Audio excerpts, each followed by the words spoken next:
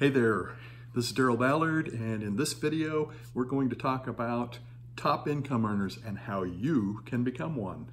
Is that something you want to do? I thought so. You're definitely in the right place. Now on my channel I put up lots of content about how you can escape the rat race of the 9-to-5 job with a successful online business. If that's something you're interested in, consider subscribing to my channel. You can do that at any time during this video. And also, I have a 4-day course. It's the first link below on how you can start that successful 6-figure online business. Again, at any point, if you want to check that out, click the link below anytime during this video if that's something you're interested in. Okay, so let's talk about top income earners and how you can become one. So what are the statistics?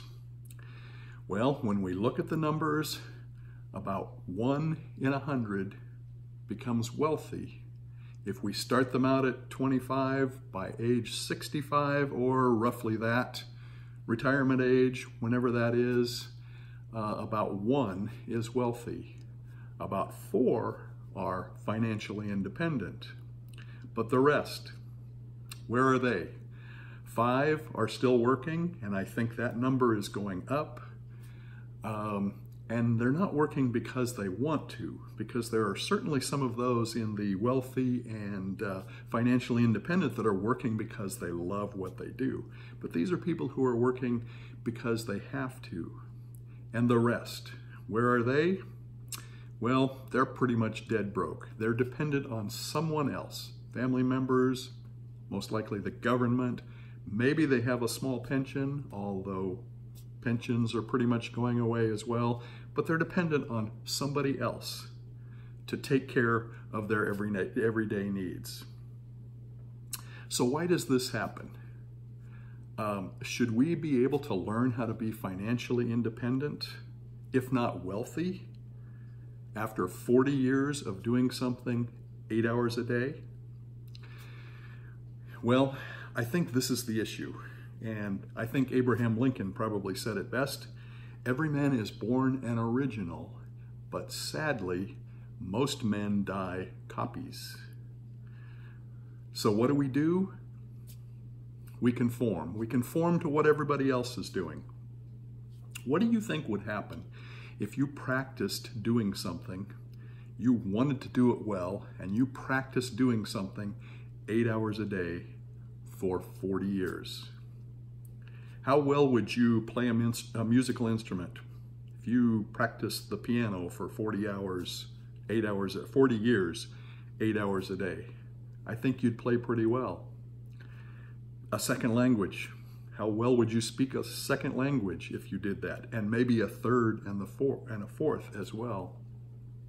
How well would you play golf if you got the right instruction, your desire was to be good, and you practiced for 40 years or 20 years even, 8 hours a day?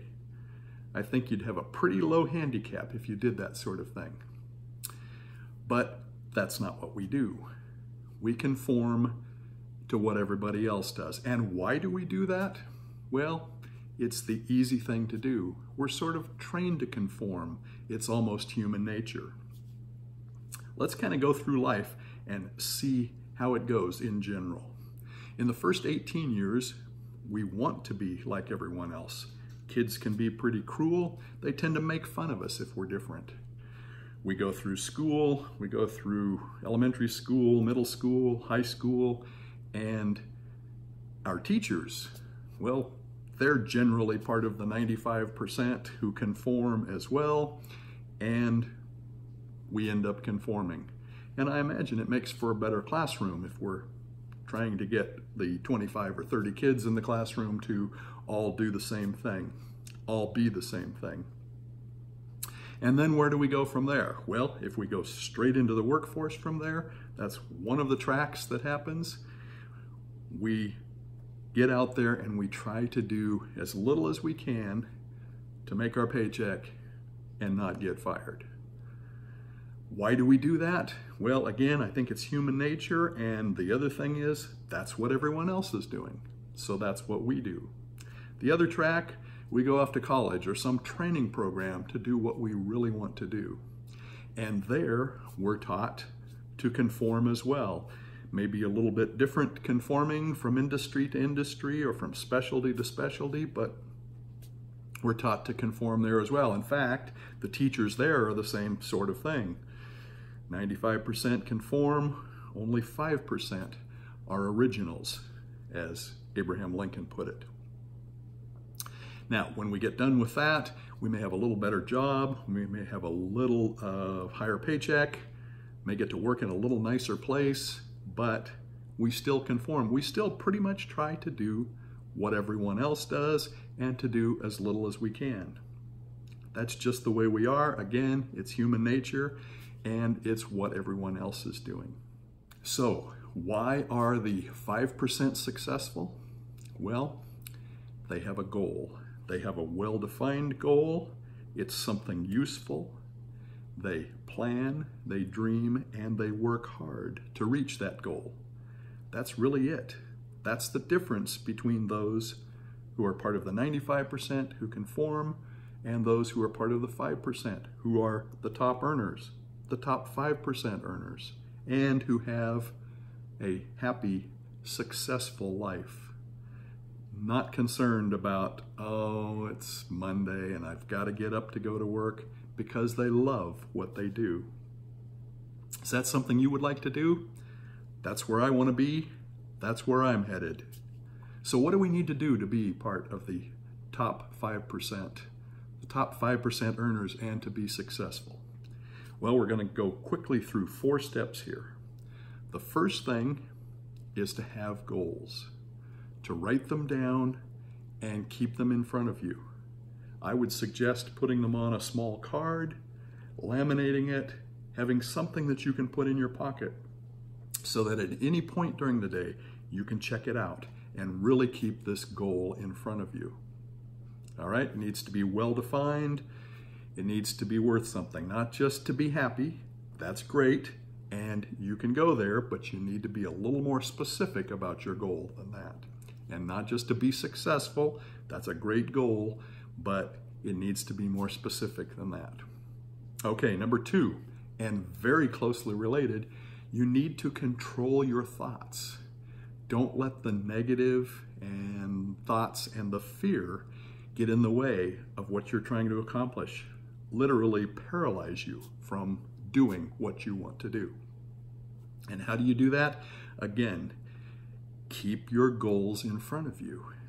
Have that card, and when you start to sense, oh, I'm having a negative thought, or I'm afraid, what am I going to do? Pull out the card, check it out.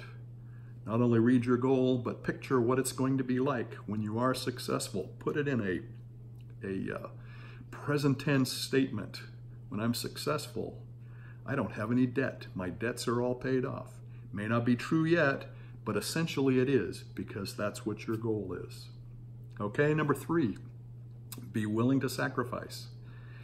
I imagine if you're starting off on this journey right now that you're probably working full-time and you're trying to get this business started to be part of the top 5%.